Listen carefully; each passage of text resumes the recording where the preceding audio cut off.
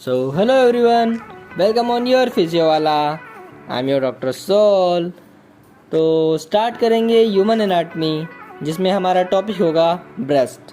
Okay, so let's start करेंगे content के साथ. तो सबसे पहले आएगा हमारा इंट्रोडक्शन. ठीक है, ब्रेस्ट का इंट्रोडक्शन देंगे, फिर सिचुएशन बताएंगे ब्रेस्ट की, ब्रेस्ट होता कहाँ पर है. फिर आएगा एक्सटेंट ऑफ द बेस कि ब्रेस्ट का बेस कहाँ से कहाँ तक होता है. फिर आएगा इसका डीप रिलेशन. फिर आएंगे इसके स्ट्रक्चर ऑफ द ब्रेस्ट. फिर आएगा ब्लड सप्लाई और लास्ट वन होगा हमारा नर्व सप्लाई. ओके, तो स्टार्ट करते हैं हम इंट्रोडक्शन के साथ.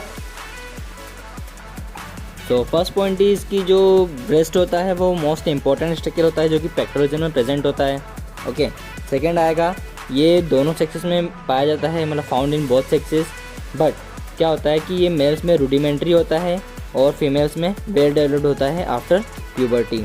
ठीक है, और जो ब्रेस्ट होता है ये एक मॉडिफाइड स्वेट ग्लैंड होता है. इसके बाद ये जो है ये फीमेल रिप्रोडक्टिव सिस्टम का एक इम्पोर्टेंट एसेसरी ऑर्गन भी बनाता है.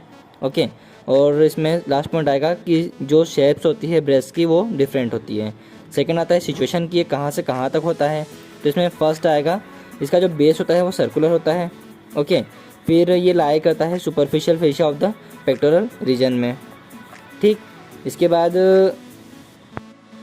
ब्रेस्ट के क्वाड्रांट दिए गए हैं, मतलब ब्रेस्ट को 4 क्वाड्रांट में डिवाइड किया गया है. तो इसमें जो इनर वर्ड लिखा है इसमें हम मीडियल वर्ड यूज़ करेंगे और जो आउटर वर्ड है उसके लिए हम लेटरल वर्ड यूज़ करेंगे. ठीक है, तो upper medial, upper lateral, lower medial, lower lateral 4 quadrant होते हैं.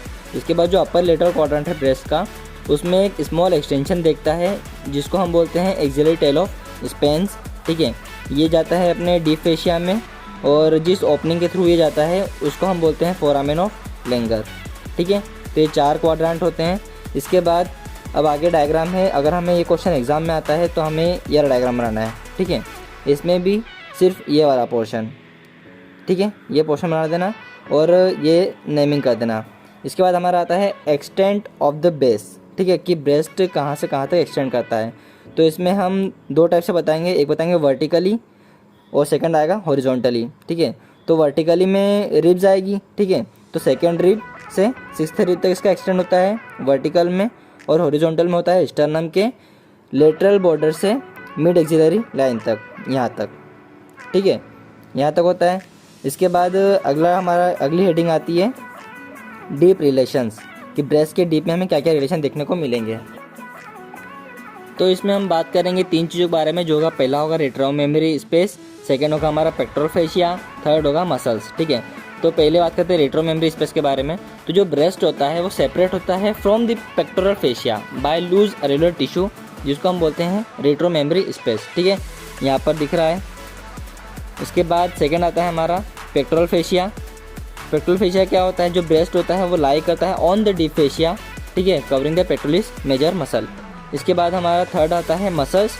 तो मसल थोड़ा हम ब्रेस्ट के नीचे जाएंगे तो हमें 3 मसल्स के पार्ट दिखते हैं, जो होता है पहला pectoralis major muscle, serratus anterior और एक्सटर्नल ऑब्लिक मसल जो कि एब्डोमेन की मसल होती है. ठीक, आगे बढ़ते हैं हम. तो हमारा नेक्स्ट टॉपिक है स्ट्रक्चर ऑफ द ब्रेस्ट. तो स्ट्रक्चर ऑफ द ब्रेस्ट में बात करेंगे 3 चीज़ों के बारे में, जो होगी स्किन, पेरेन्काइमा और थर्ड होगा हमारा स्ट्रोमा. ठीक है, तो स्किन में हम बेसिकली बात करने वाले हैं निपल और अरेोला के बारे में. सेकंड आएगा पेरेन्काइमा जिसमें हम डक्ट्स के बारे में बात करेंगे, ग्लैंड और डक्ट्स जो है. और थर्ड आएगा हमारा स्ट्रोमा जो कि ब्रेस्ट का सपोर्टिंग फ्रेमवर्क बताएगा. ओके, तो स्टार्ट करते हैं हम स्किन के साथ.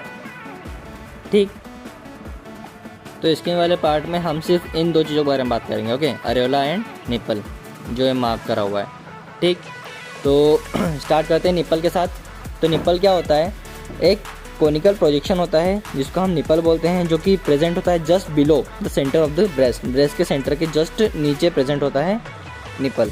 ठीक है, और एक कोनिकल प्रोजेक्शन होता है. इसके बाद निपल में कौन पियर्स करता है, तो 15 से 20 लेक्टिफेरस डक्ट होती है जो निपल में पियर्स करती है. इसके बाद ये कंटेंट करता है लॉन्गिट्यूडनल और सर्कुलर स्मूथ मसल फाइबर को. ठीक है, circular longitudinal smooth muscle fibres होते हैं जो कि क्या काम करते हैं, तो जो सर्कुलर स्मूथ मसल फाइबर्स होते हैं वो निपल को स्टीफ बनाने का काम करते हैं. ठीक है, स्टीफ बनाते हैं उसको.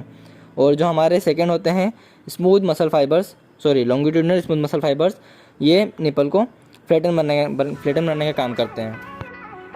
नेक्स्ट पॉइंट आता है हमारा इसमें ये रीच इन नर्व सप्लाई होती है। ओके, मतलब यहाँ पर नर्व सप्लाई बहुत ज़्यादा होता है। फिर हमारे नेक्स्ट हेडिंग आती है इसमें अरेोला। ठीक, तो अरेोला क्या होता है, जो स्किन होती है निपल ऑफ द बेस की, ठीक है, वो पिगमेंटेड होती है और एक सर्कुलर एरिया फॉर्म करती है जिसको हम अरेोला बोलते हैं। ओके, इसके बाद हमारा नेक्स्ट पॉइंट आता है, जो अरेोला होता है वो रीच इन मॉडिफाइड सीबेसियस ग्लैंड्स होता है। ठीक, इसके बाद थर्ड पॉइंट हमारा आता है, जो अरेोला होता है इसके नीचे हमको लिक्टिफेरस साइनस दिखाई देता है, मतलब मिलता है, जहाँ पर मिल्क स्टोर होता है। ओके, तो यहाँ पर हमारा अरेोला कंप्लीट होता है। इसके बाद नेक्स्ट हेडिंग आएगी हमारी पेरेन्काइमा।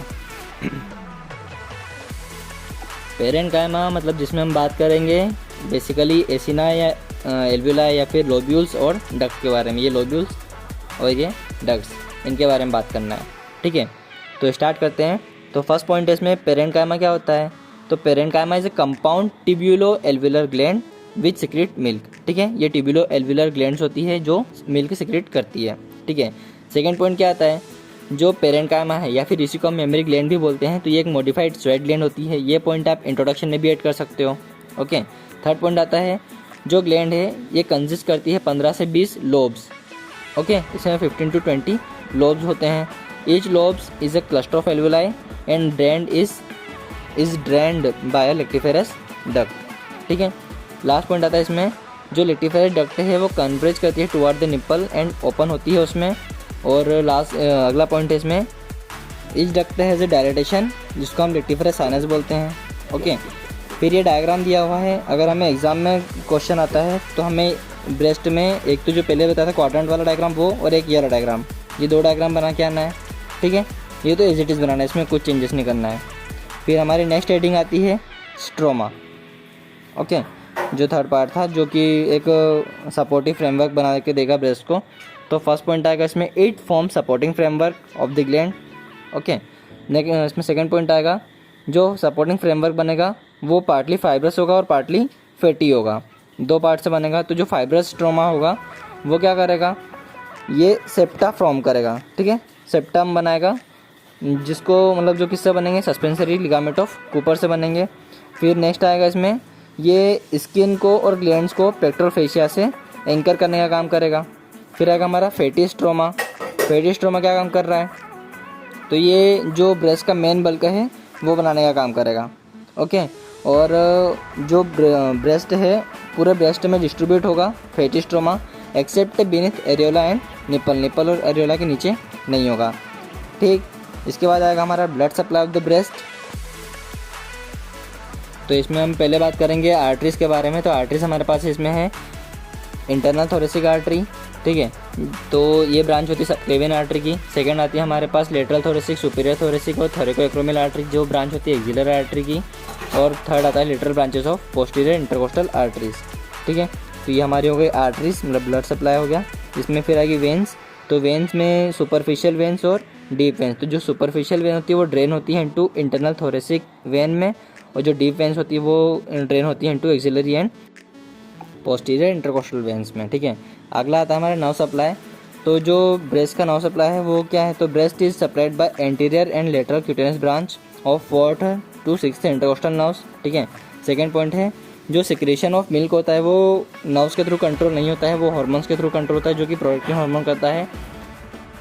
सो यहाँ पर हमारा ये लेक्चर कंप्लीट होता है। So thanks for watching.